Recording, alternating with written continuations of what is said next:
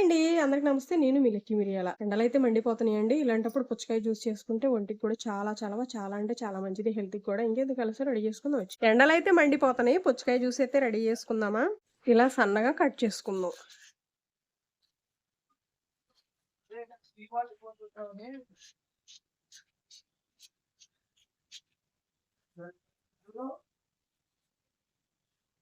ఇలా సన్నగా కట్ చేసుకున్నాం కదా, గ్లాసుల్లో వేసుకుందాం.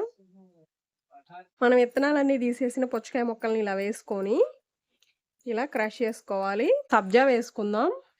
సబ్జా వేసుకున్నా కూడా చలవ చేసిద్ది, ఒంటికి చాలా మంచిది. ఇది వచ్చేసి నానబెట్టిన కటోరా అండి. కటోరా కూడా వేసుకుందాం.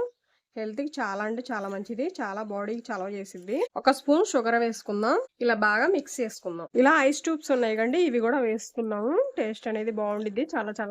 చల్లగా పుచ్చకాయ జ్యూస్ అయితే రెడీ అయిందండి. వీడియో నచ్చిందా? లైక్ చేయండి, షేర్ చేయండి, సబ్స్క్రైబ్ చేయండి.